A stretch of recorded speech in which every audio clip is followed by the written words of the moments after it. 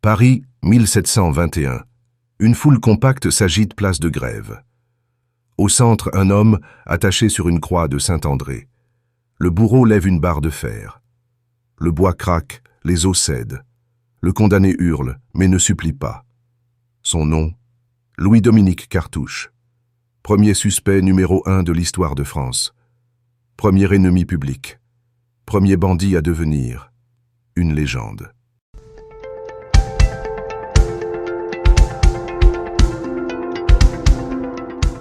Nous sommes au début du XVIIIe siècle. Louis XIV vient de mourir. Le trône est occupé par un enfant, le futur Louis XV. En attendant, c'est Philippe d'Orléans qui gouverne comme régent. Une époque de transition, d'incertitude, de pauvreté pour beaucoup, et de fortune rapide pour quelques-uns, notamment grâce au fameux système de l'eau et au papier-monnaie naissant. Dans ce contexte, les campagnes sont pleines d'anciens soldats démobilisés, les villes grouillent de mendiants, de voleurs. C'est dans ce monde instable que naît et grandit Cartouche.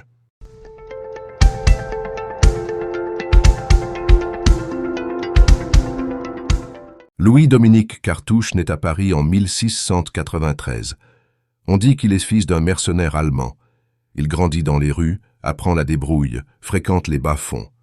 Adolescent, il se forme au larcin, séducteur, acrobate, mais aussi bagarreur. On raconte qu'il aurait appris ses tours auprès de gitans. Mais la vérité est plus brutale. Il apprend à voler non pas comme Arsène Lupin, mais comme soldat. Enrôlé dans l'armée, il participe à la guerre de succession d'Espagne. Là, il découvre le pillage organisé, ce qu'on appelle « aller à la picorée ». On vole du bétail, on pille les fermes, on survit comme on peut. Quand la paix d'Utrecht arrive en 1713, tout s'effondre.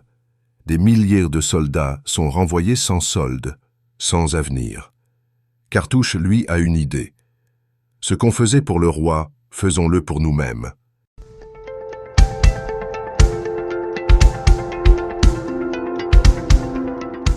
Autour de lui se rassemblent d'anciens soldats, des marginaux, des voleurs. C'est la naissance de la bande de Cartouche. Pas de société secrète sophistiquée, pas de mafia organisée comme on le fantasmera plus tard, mais des solidarités, des complicités, une réputation qui attire. Il n'est pas un Robin des Bois, malgré ce que chanteront plus tard les complaintes. Il ne redistribue rien aux pauvres. Au contraire, il vole les riches parce qu'ils ont de l'argent, mais aussi les voleurs plus habiles que lui, qu'il rançonne sans scrupule.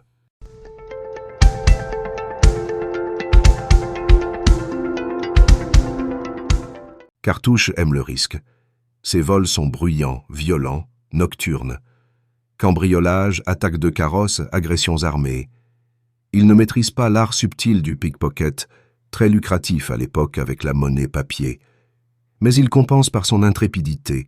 C'est un bandit qui ose, qui frappe fort, qui intimide. Et cette audace fascine.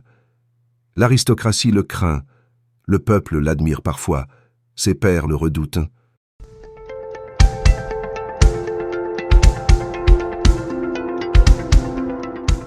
Pendant des années, la police peine à le capturer. Pourquoi? Parce qu'elle n'est pas organisée, corrompue, divisée entre multiples juridictions. Certains policiers sont d'anciens complices. D'autres ferment les yeux dans les tavernes fréquentées par des bandits comme le pied de biche ou le pistolet. Cartouche devient insaisissable.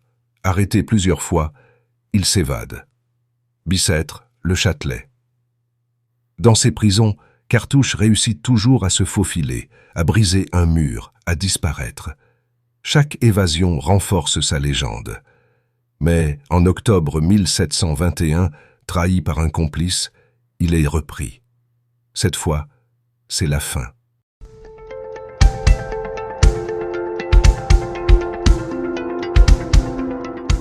En prison, Cartouche résiste à la torture. Mais il finit par céder. Pas pour sauver sa peau, pour gagner du temps, pour obtenir un poulet rôti et une bouteille de Bourgogne. Un dernier repas en échange de 90 noms. 90 complices dénoncés qui en dénonceront d'autres. une vague de répression s'abat. 700 personnes inquiétées, 350 arrestations, 59 exécutions. Un règlement de compte judiciaire, une démonstration de force du lieutenant général de police d'Argenson.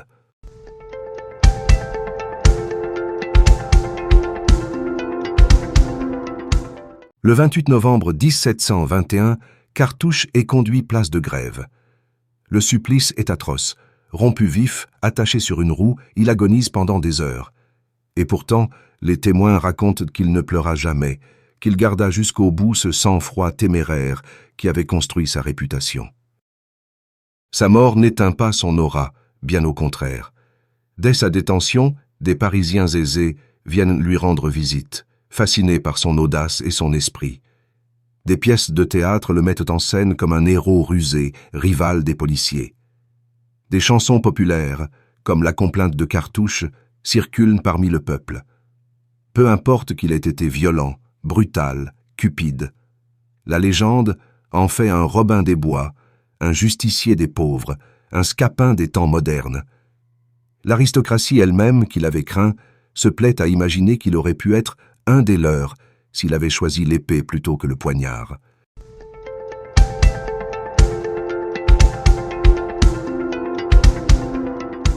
Au fil du temps, Cartouche devient un archétype.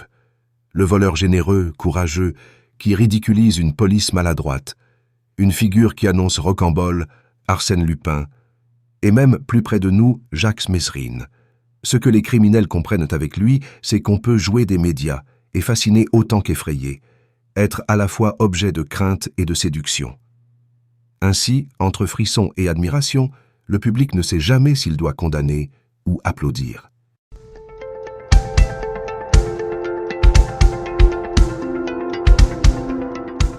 Alors, qui était vraiment Cartouche?